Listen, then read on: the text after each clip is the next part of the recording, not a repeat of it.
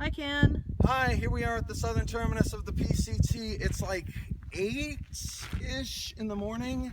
It's 45 degrees. I'm freezing. All this, well, I just broke something. All of this is just my ribs. This isn't my backpack. It's called ribs because it fits near your ribs and it holds everything except for the 40 pounds in the backpack. So let's put that on. It's freezing out here.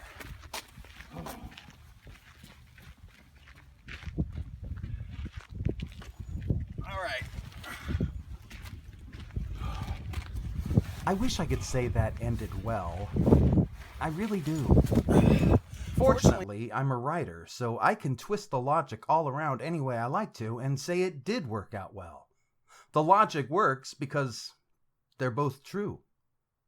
But before I go any further, let me introduce myself. My name is Ken LaSalle. I'm a writer of books and audiobooks and, well, so much more. You can find my work on Amazon, Audible, iTunes, and many other places online. Or you can head on over to kenlasalle.com. But enough with the plugs. The lady's voice behind the camera, by the way, belongs to my lovely wife, Vicky. And I do mean lovely in so many ways, but most pertinent to this story is that she humored this crazy idea of making my first night on the Pacific Crest Trail just the first of many nights. 340 or so miles of nights to the Cajon Pass, which was, well, not exactly what happened. Not even close. But I didn't know that when this was filmed. I mean, look at the optimism in those tired old eyes of mine.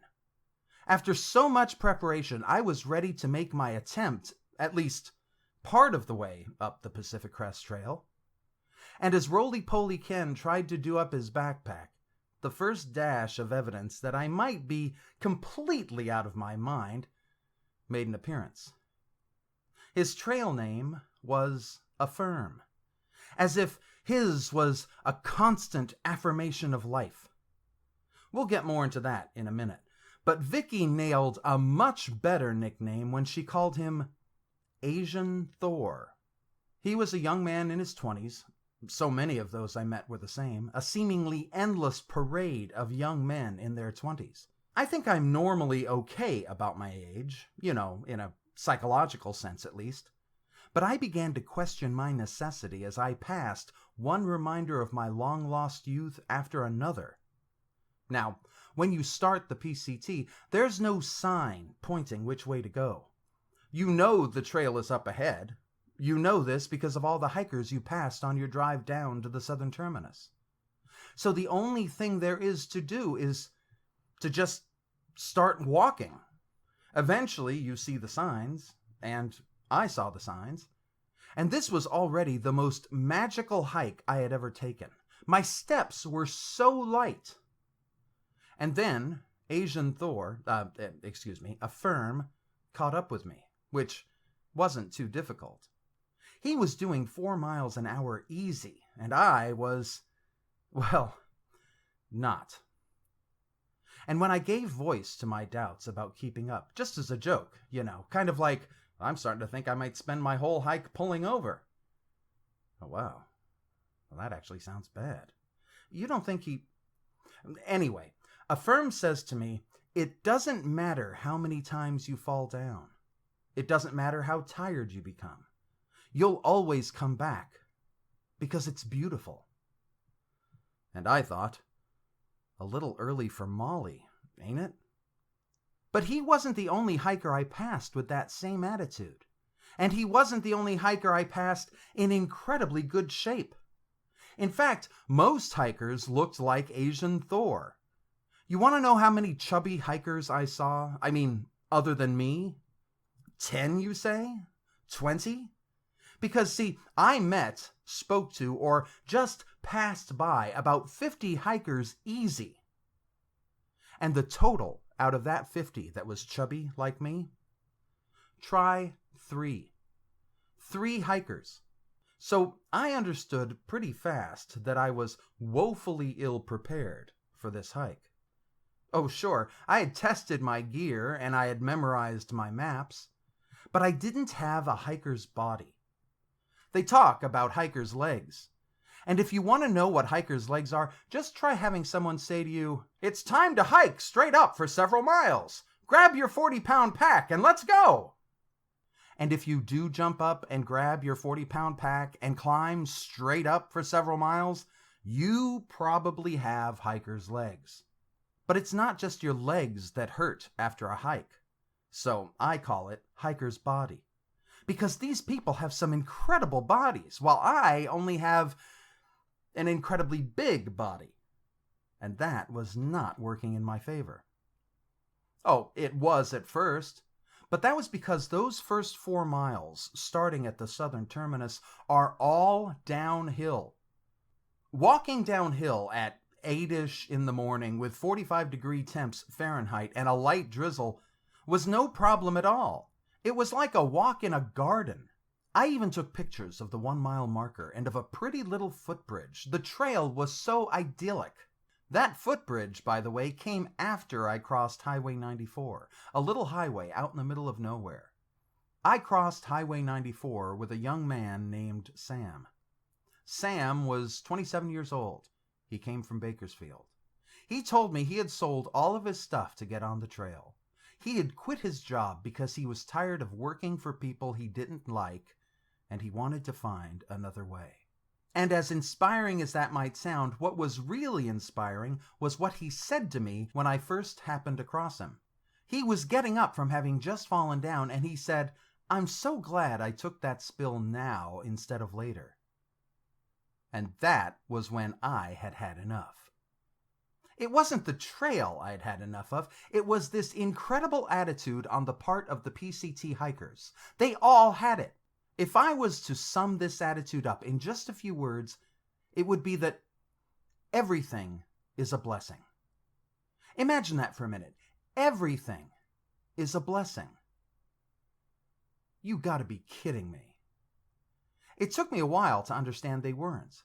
And they all possessed this same attitude. Everything's a blessing. Nothing is a danger or a hassle or a roadblock. Nothing is insurmountable. And when I use the word blessing in this context, it is not to suggest a religious component, though that could be present also.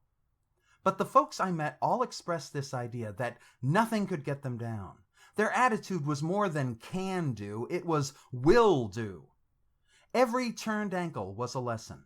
Every added climb was a joy. It was just about enough to restore my faith in humanity. I felt like a sociologist among some heretofore undiscovered tribe. I wished I could have that same attitude, that everything is a blessing. But sadly, that was not to be. Everything wasn't a blessing. At the end of mile 4 began a series of switchbacks up the side of a ridge that I know I wasn't ready for. But I took the advice Vicky had been pushing so hard, that old gemstone, hike your own hike. I didn't rush. I didn't try to keep up with anyone. I hiked at my own pace, taking breaks when I felt I needed them, and kept going up that ridge. And that's when I met Donica, sitting there at the side of the trail on a great big rock. She said she was taking a water break and that I should consider doing the same. I told her I was fine, but she informed me that I was anything but, according to the way I was huffing and puffing several minutes after I stopped walking. She said that huffing and puffing like that was a good sign that I was getting near to dehydration. I should probably mention that I got a head cold a few days before leaving home, so I was breathing through my mouth more than perhaps I should have. I should also mention that, having been diagnosed with arthritis only weeks before, my left ankle had also kicked its arthritis pain into high gear just a few days before leaving. I knew the dangers of both of these things when I started, but I figured that hiking would dry out the cold. It didn't, however. In fact, the rain kept up that entire day up the ridge, and temps never climbed above 45 degrees Fahrenheit. I thought my ankle was under control with the support provided by my hiking boot, until I put 40 pounds on it. Almost immediately, my ankle began to hurt every 20 steps. Then every 10. Then every 5. When Donica tried to warn me about dehydration, I figured that was the least of my concerns. But I amicably promised to drink water every time I caught myself huffing and puffing. But with a stuffed nose, I had no choice but to breathe through my mouth, which is what I did. Donica and I passed each other several times up that ridge. Granted, the trail design was such that progress up the ridge took me down the ridge as well. For every 100 feet I climbed, I felt like I was dropping an additional 50. 2 steps forward, 1 step back. And when I took a misstep and twisted my right ankle, things weren't looking too good for old Ken. Both of my ankles were hurt, and I couldn't breathe through my nose, but I knew I was near the top of the ridge. I just had to keep going. After all, that's what I was there for. All you can hike hiking. All I could hike turned out to be 11.5 miles. At 11.4 miles, I passed what my map called a tent site, but it was little more than a big flat rock nobody in their right mind would sleep on.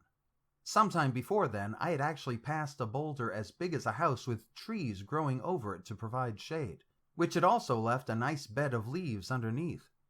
I took one look at that bed of leaves and said, "Don't tempt me." But at 11.5 miles, I found a pretty little site with lots of open ground, big enough for 3 hikers easily. The ground wasn't rocky, and plenty of trees provided cover in case the wind picked up. Besides, my map showed me a steep climb before the descent to Hauser Creek.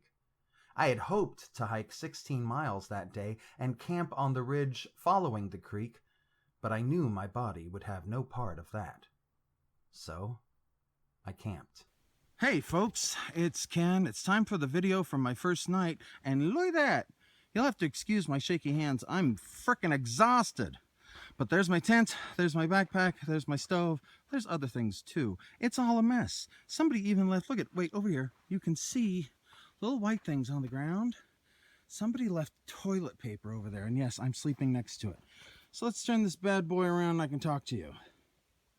So hi, it's my first night. I'm gonna have some dinner and then go to sleep. My tent is pitched. Yes, I know. My sleeping bag's in there, my pillow's inflated. So how did my first day go? Well, I am camping at mile 11.5. I was planning on going 16 miles. And then I was planning on going 15 miles. And then I said, fuck it, I'm going 11.5 miles because I was really exhausted. Hurt my back, I hurt my leg. It rained most of the day.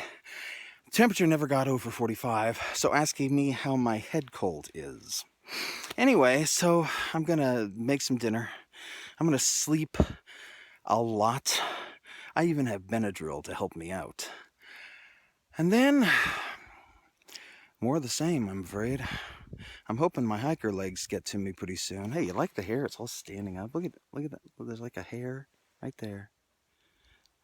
Vicky will be really happy about that because she cut it.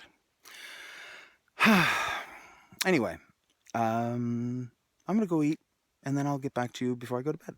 After spending my day hiking in the rain, I had my dinner of Mountain House fart lasagna with extra farts.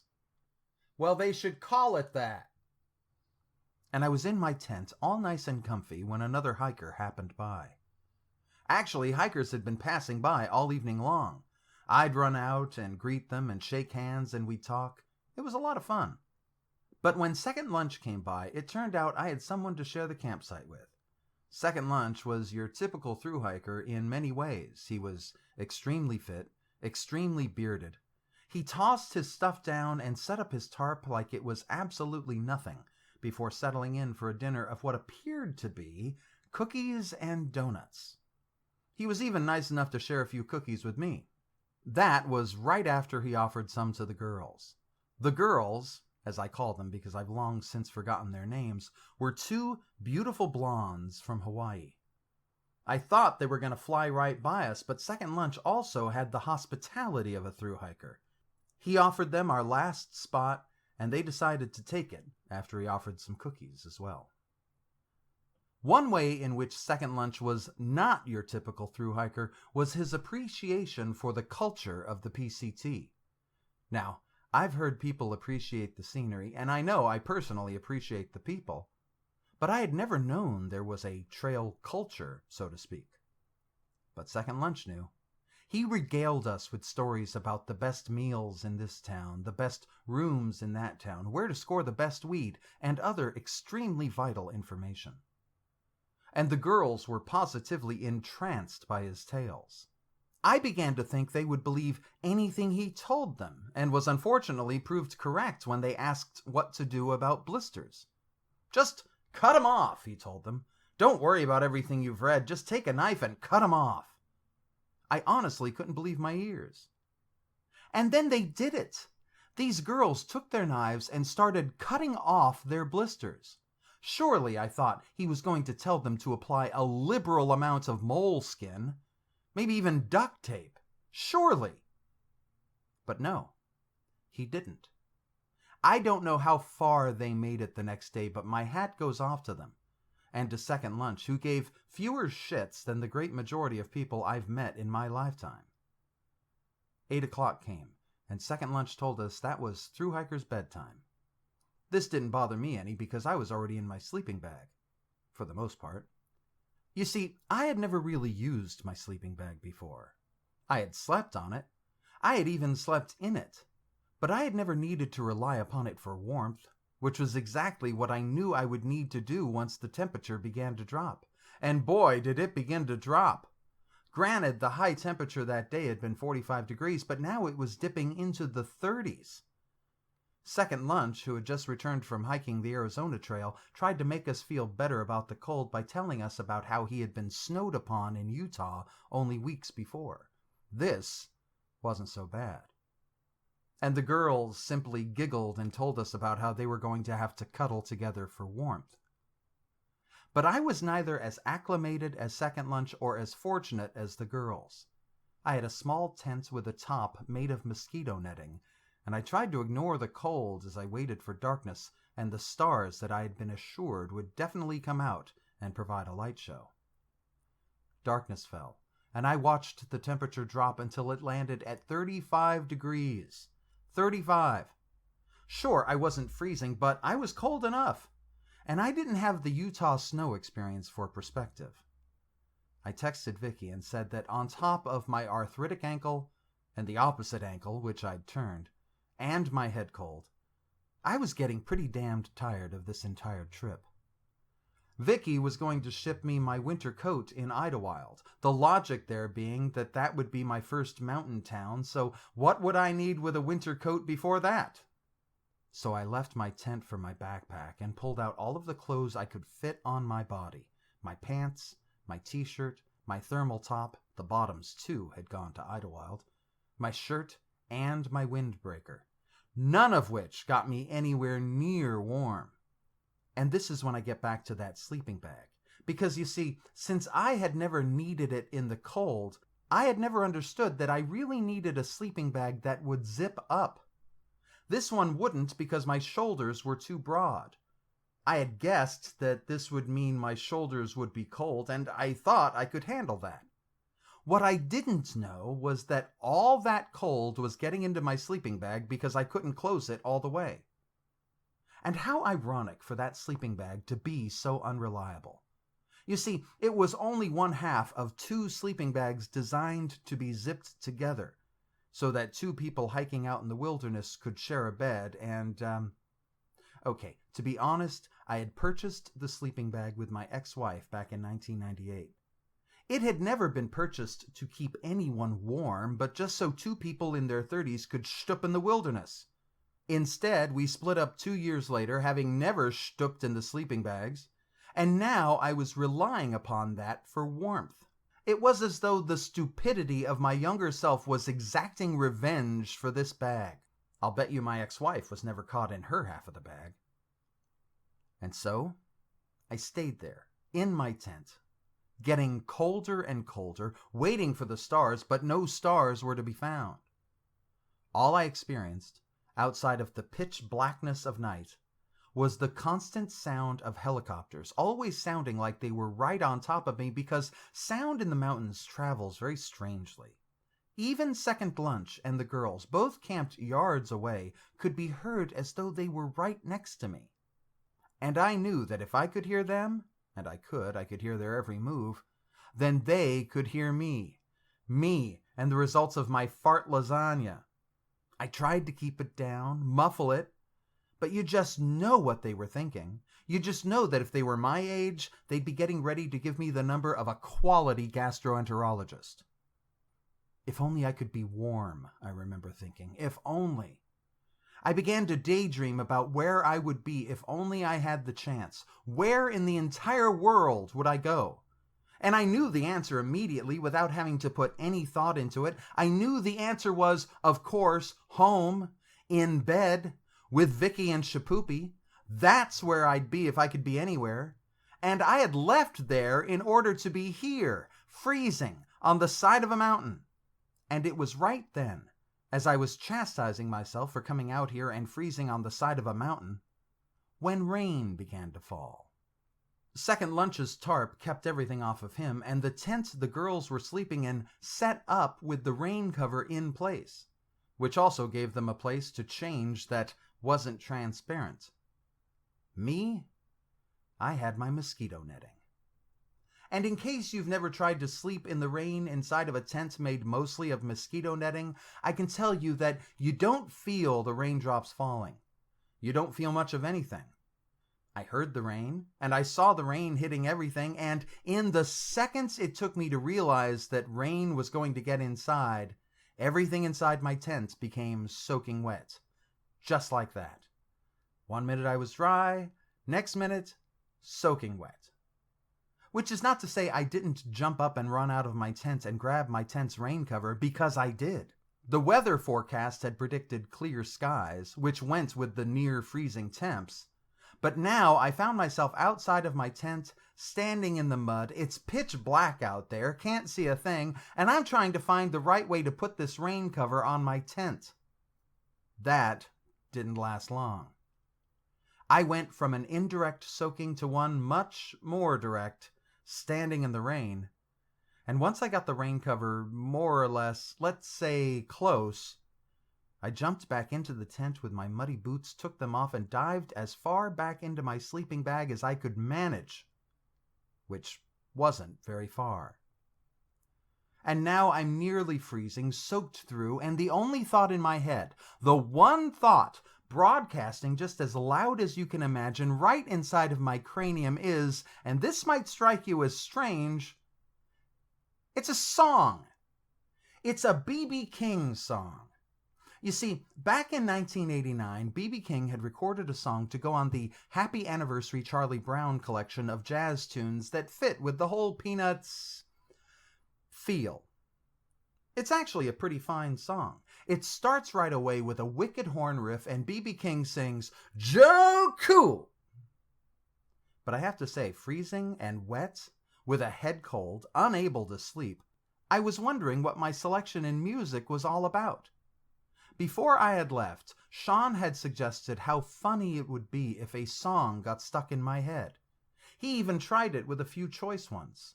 The theme from Gilligan's Island, Sugar Sugar, and these may not have been the ones because, quite honestly, I forgot them long before Vicky dropped me off at the southern terminus.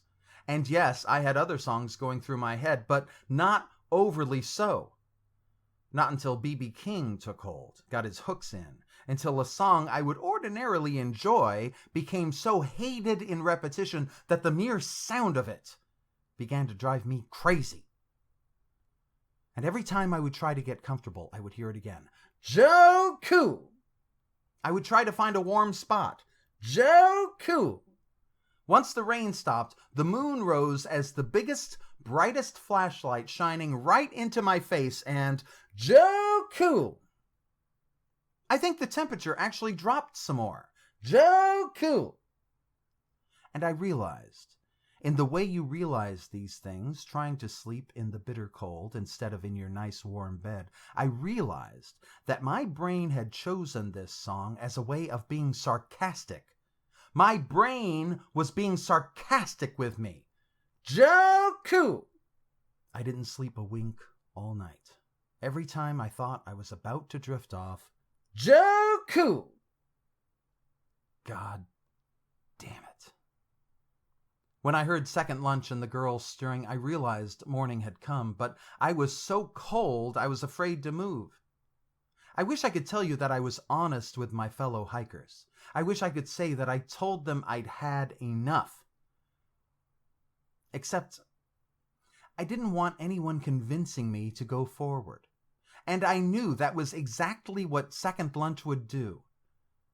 Instead, I said I had a family emergency. My second cousin has killed the president. My dad came back from the dead. I think I left the oven on, and it wasn't my house. Second lunch stuffed all of his gear back into his bag and wished me well. I took all of my wet, muddy gear and stuffed it like I didn't care, because I didn't. I just wanted off of this mountain. The girls were the perfect team, and they folded everything back up perfectly. If their excised blisters didn't kill them, they were certain to go very far. And did I feel terrible about quitting? Yes, of course I felt terrible about quitting. And I thought I might go on if it wasn't for the head cold, or the lack of sleep, or the arthritic ankle, or the turned ankle, or how soaked through all of my stuff had become, and all of this on the first day. For my own part, it was time to head back to Campo. I texted Vicky and she said she'd meet me. We didn't know exactly when or where, but we'd work something out. I didn't care much about breakfast, but I took note of my water, 1.5 liters. I had been frivolous on the way up and had wasted 0.5 liter on fart lasagna. But here was my strategy. I knew that for the next 2.5 miles the terrain would go up and down and so on. That wouldn't be as bad as miles 9 through 4, which were mostly downhill, but thanks to their terrible design would also be uphill as well. After that, I would be home free. This meant I would ration my water to 0.5 liter for every 3 miles. And that's not so bad if you think about it. Hell, back in the city I could walk 5 miles, 10 miles without water.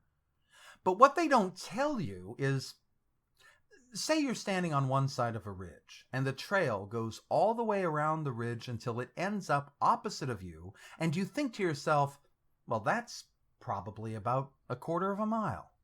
Then you do the math and figure that 12 of those ridges would make 3 miles. Only by the time you finish 4 of those ridges, you find that you've only traveled 1/5 of a mile. And I'm breathing through my mouth because I can't breathe through my nose. Oh, sure, I can sniffle, but sniffling ain't breathing, not by a long snot. And breathing through my mouth is only making me thirstier, and my water is going down and down and... But before I get to that, I'd like to address one of the qualities of backpacking that has never really worked for me. Whenever you see pictures of people backpacking, they're always in the most beautiful scenery. And whenever I've hiked or backpacked, I've wanted to see that kind of scenery. You know, the postcard kind. But I never see it. I'm always in a jumble of rocks or a mass of trees, or more importantly, I'm always hurrying or scurrying up the side of one mountain or down another. I don't have time for scenery. But as I was crossing that first couple of miles, the part that went up and down, etc., I found myself at the top of this ridge in the midst of a burned-out section. Green manzanita trees are sharing the landscape with giant boulders and black rocks, which turned out to be the trees that had previously burned. And I stopped for a moment, and I looked around, and I realized that I was standing in the middle of this scenery, standing in the middle of the postcard. I couldn't take a picture of it because I was in the middle of it. It was no wonder I could never capture that scenery. I was living in the middle of it. Living, of course, may have been the wrong term, because it was at that moment that I heard and felt a loud pop come from the center of my back, and thick, ropey knots shot out from my spine into my shoulder blades, to my sides, even into my lungs. I couldn't breathe. And I knew I couldn't put down my pack. I knew I couldn't take a break. Between my arthritic ankle and my turned ankle and my head cold, let's just say I didn't need any more reasons to suspect I might not make it back down. So I stopped, and I rested, and I made sure I could breathe again, and then I kept going down. And the problem with this part of the trail is that down very often means up. I found myself climbing again and again until I nearly wanted to swear. Louder than I already was, I mean. Motherfuck! And I can't really say that with everything happening, I did a very good job at keeping my thoughts to myself. I can just imagine the herd of hikers on the PCT hearing this single voice spewing every swear word in the book. Shit! Because that's what I did. Son of a bitch! And this is how great the folk on the PCT are. Despite my miscalculations and injuries and swearing and what have yous, despite the distance I still had to go with an ever-dwindling water supply, these folks were there every step of the way offering to help me. Me! I was going in the wrong direction, but that didn't bother them. They offered me food and water and assistance the entire way. Most of it was water. I've never been offered more water to turn down in my life. Because I knew, you see, I knew what those folks had in store. I'd been there. So when so many of them stopped to give me water, I'd ask how much they were carrying. And most of them only carried 5 liters. But I had carried 5 liters, and I knew that wouldn't be enough. Some offered me water, though they only carried 4 liters, and I had to tell them no. Through my hoarse and cracking voice, as my throat grew drier and drier, I tell them, no, you're going to need that. Though I had rationed my water to half a liter every 3 miles, I had to reduce my ration further and further, because the hike down kept growing longer and longer. And when I finally did reach the bottom of that ravine at about the 4-mile mark on the Pacific Crest Trail, I found a South African sitting beneath the shade of a giant boulder as big as a house, fixing some food and saying to me, "What a lovely day for a hike." Well, he sounded South African, not me. And I was so angry I could hardly say a word. I was so angry because once I looked at what lay beyond that turn, I remembered what an idyllic walk I had enjoyed just a day before. Those first 4 miles are a breeze from the southern terminus because it's all downhill. As I turned from the 4-mile mark, I witnessed the trail climb at this insanely steep angle that made it impossible not to realize what an idiot I'd been. And I knew my options had just changed from walking back to Campo to calling for a search and rescue chopper to come pick me up. But I couldn't call for a search and rescue chopper to pick me up because I knew how angry Vicky was already going to be, how angry she already was. And if I called search and rescue, I might as well jump off a cliff. I needed all the sympathy I could get. And knowing Vicky, she'd probably take one look at me at the bottom of a cliff with all my bones broken and my life bleeding out of me and say something. I don't know what she'd say, but I know she'd do it from far away, and the general meaning would not be pleasant. You think it's bad being the world's worst backpacker? Imagine being his wife. And this is not to say I didn't also have some very loving thoughts about my wife, memories of some amazing times, but I'm being honest here. You do not want to piss this woman off. Sometimes I get a little nervous wondering if I've done anything to really get her, well, like those jokes we tell whenever she's out of town about how I'm going to spend all of my cash on hookers and blow. Hookers and blow, hookers and blow. What if, just once, she thought I was serious? I don't know where to get blow from. I do know where to get hookers. I mean, it's the internet age, after all, but I'd be woefully short on blow. Who am I kidding? I never have enough money for hookers or blow, and I don't know if that kind of statement is supposed to make me feel better. No, I still had some walking to do. Just a few steps from the bottom of that climb, I felt myself begin to poop out. The climb was too steep. My pack was too heavy. And I had only conserved half a liter of water. Half a liter for 4 miles, straight up. And that's when I remembered the noon salt replacement tablets I had packed away. I really should have been taking them the minute I knew I'd need to conserve my water. The instructions said I should use 1 tablet for each liter of water. I broke up 2 tablets in my half a liter and waited for them to dissolve. In the meantime, I still had a major climb ahead of me. At this point, I knew I had to change my goals. Ahead of me lie a railroad track and a road. The railroad track served only as a sign of how close I was getting to the road, so I used those tracks as my next goal. Fortunately, the railroad tracks appeared to be at the end of this first, very steep climb. But when I reached the top, I was sickened by the sight of the trail turning steeply to the left, leaving the tracks behind and far away to the right. So, this wasn't where I would reach the tracks. I kept going. And every step I took reminded me of how easy this section had been, because every step I took was uphill, completely exposed to the sun, and hot. The day was growing very hot, and I was still breathing through my mouth. The trail took me over and around one hill after another, teasing me with the sight of the railroad tracks. And then the tracks disappeared altogether. I stopped the next set of hikers I encountered and heard from them what I'd been hearing from every hiker I had met thus far. I looked very sick. I needed water. I was in a great deal of danger in the exposed sun with a full pack.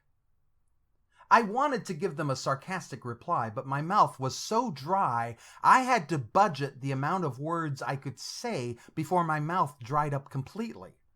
So, I asked, "Train tracks?" The tracks were only a few hundred yards away, I was told, and I rudely ignored their offers of help and to call for help. I refused to stop.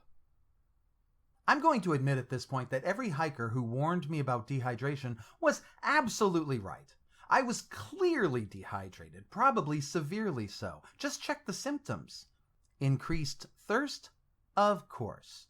Dry mouth? You bet. Weakness? No doubt. Dizziness?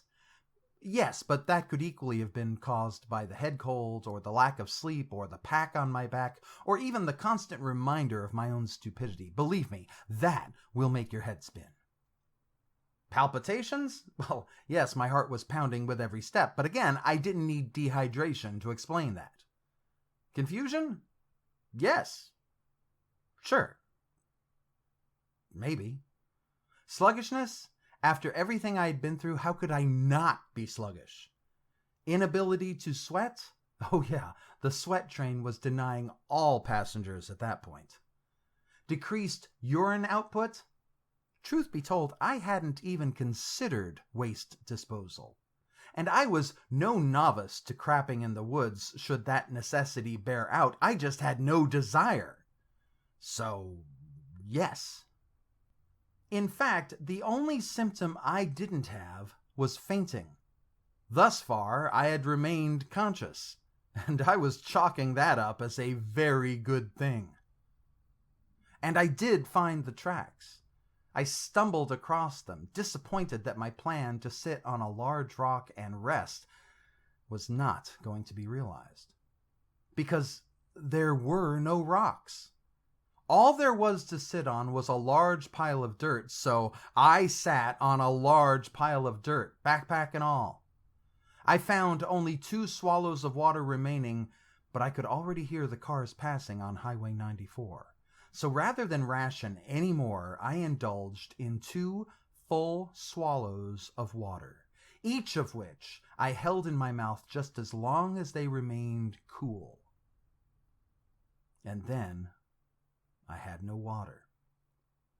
From here, my plan was simple. Stay on the trail until I hit the road, at which point I would hitchhike into Campo. Vicky had worked out a way for me to get back to the Pine Valley Inn, where we had stayed before I hit the trail. All I needed to do was to get to the Circle K in town, call for a yellow cab, and he would take me to the inn. QED. But I should have known it wouldn't be that easy. Though I could hear the cars on the road, I couldn't see it to save my life. And I was beginning to feel like my life was going to need saving. As I climbed past the tracks, every step grew harder. Eventually, I began bargaining with myself, just for another step. In the end, my list of bargains included several Gatorades, a strawberry milk, a strawberry shortcake ice cream bar, Ben & Jerry's, I'm not going to tell you how, you don't need to know how much, cold pizza, bed, lots and lots of sleep. And then the demands started to get, let's say, a bit strange. I promised myself that I would play an entire game of Civilization on my PC, with the largest map and multiple enemies. I thought about the women I wouldn't get to see if I died in the desert. I imagined how much those women would miss me and how thoughtless I was being by removing myself from their lives. But mostly I thought about my sofa. My beaten-up sofa from over a decade ago. It was a mess, but man, it was comfortable. Every negotiation became more and more difficult, and each was just for another step. I'd say, "You need to take a step."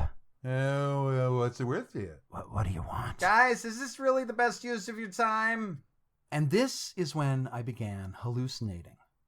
As someone who has suffered from the occasional schizophrenic episode, I'm no stranger to hallucinations.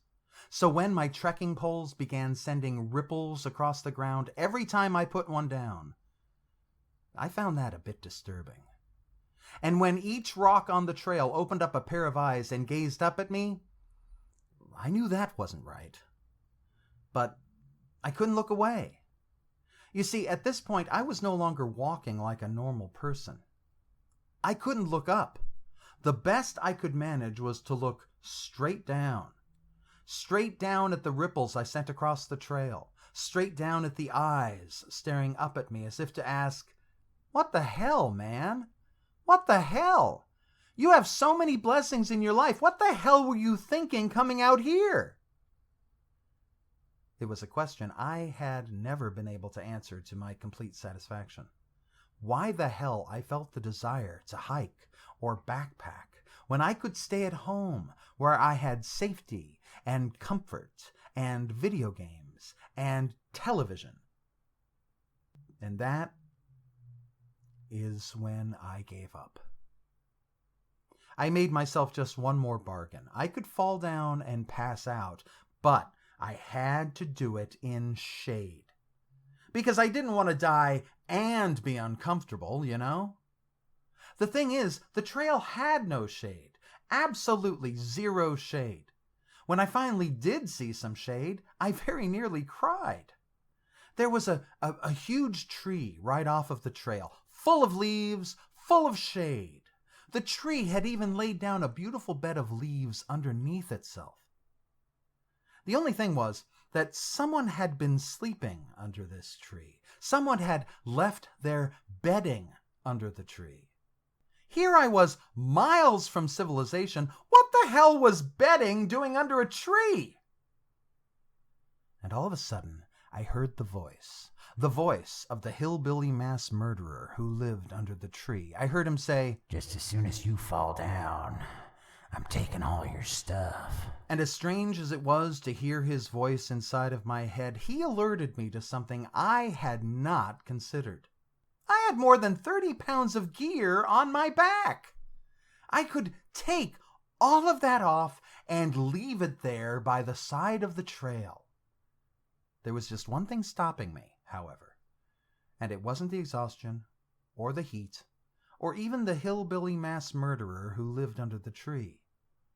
No, it was Vicky. Do you have any idea how mad Vicky would have been if I left my stuff behind? She would have killed me! And before you doubt anything I say, let me tell you that my wife knows a lot of lawyers. They'd find a way to make it look like justifiable homicide. So I couldn't leave my stuff. But I could drop it. And that's what I did. I unbuckled my pack. I dropped it to the ground. I even unzipped my ribs, which were a kind of front pack that zipped up the middle.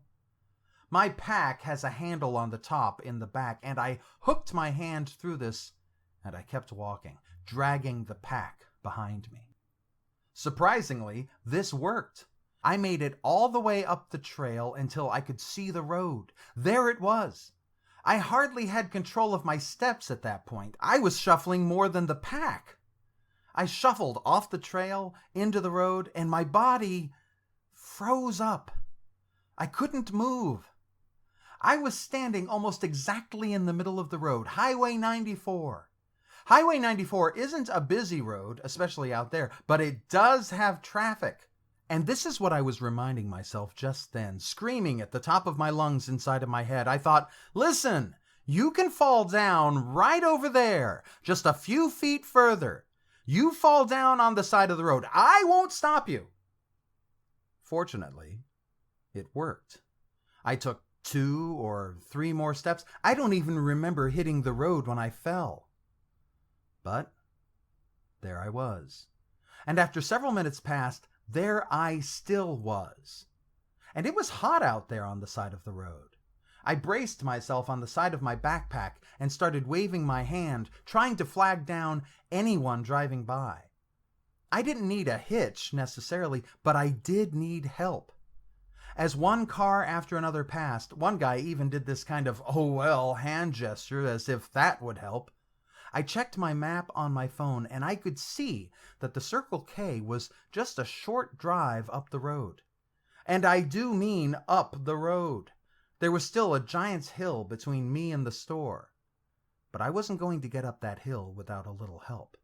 And every car that came by, and they saw me, I could see them looking at me as they drove by. Every car, every driver decided not to stop.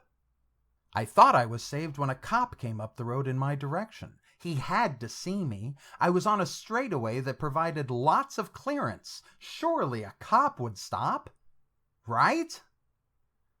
No, not right. And that's when my faith in humanity really took a hit. Not even the cop would stop. You'd think he'd arrest me or something, but no, I guess he figured I deserved to die out there. Once the cop left me to die, I knew I was on my own. So I picked myself up, grabbed my backpack so we could get up that road. But we weren't moving. Not an inch. Just then, I saw a car coming down a dirt road just on the south side of the highway, right where the trail meets the road. I dropped my pack, rose to my feet just as he pulled up and begged, just for a little water. If he had ignored me, that would probably have been it. I think of all the times I've seen people begging on the side of the road, begging for food or money, begging for just a little help. I think of all the times I've done exactly what all those cars did, exactly what the cop did. I've ignored people. I'm no different. And I know we're all told the same things, that those people are freeloaders or bums who don't want to work for a living.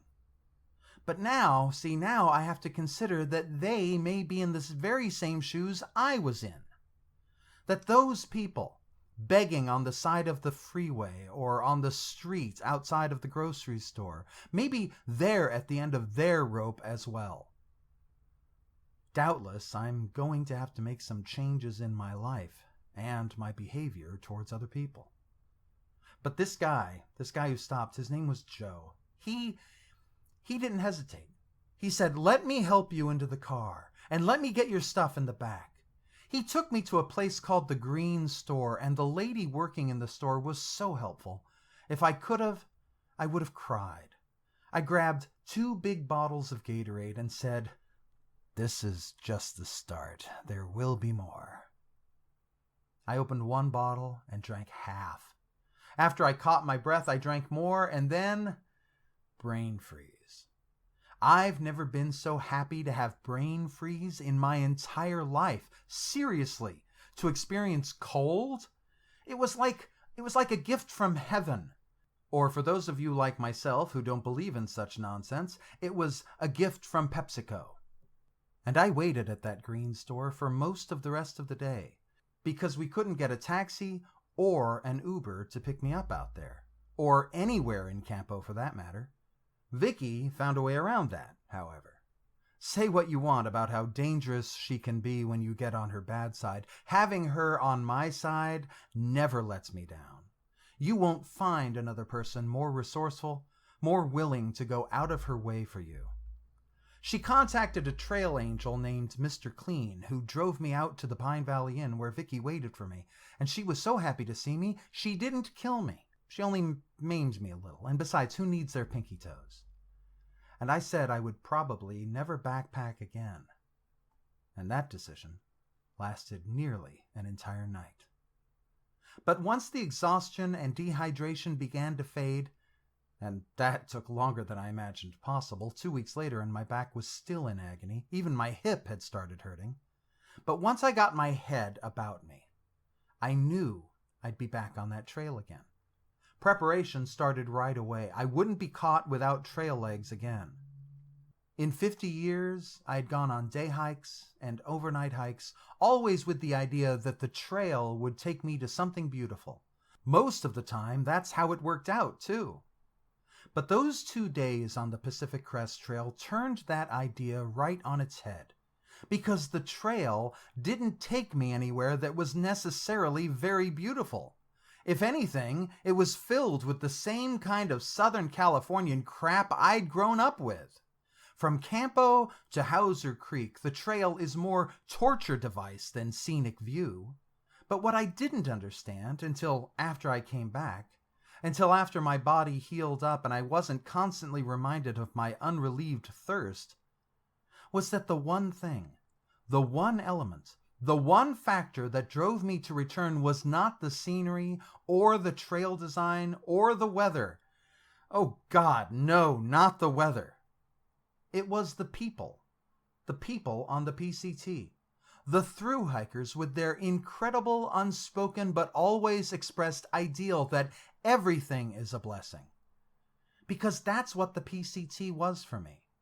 Dehydrated and exhausted, racked with pain all over my body, unable to sleep, freezing cold, soaking wet, the people of the Pacific Crest Trail were remarkable to the point where I will gladly overlook every negative on my trip because, as they say, or as I say on their behalf, everything is a blessing.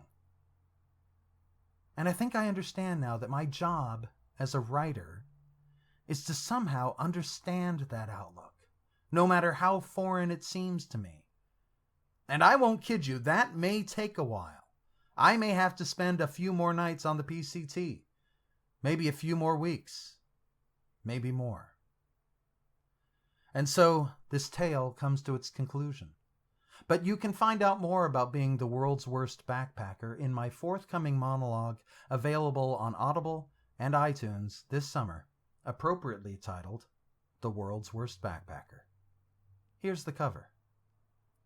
In the meantime, if you'd like to hear about another one of my travels, you might want to check out That Olympic Peninsula Lay-By, also available on Audible and iTunes.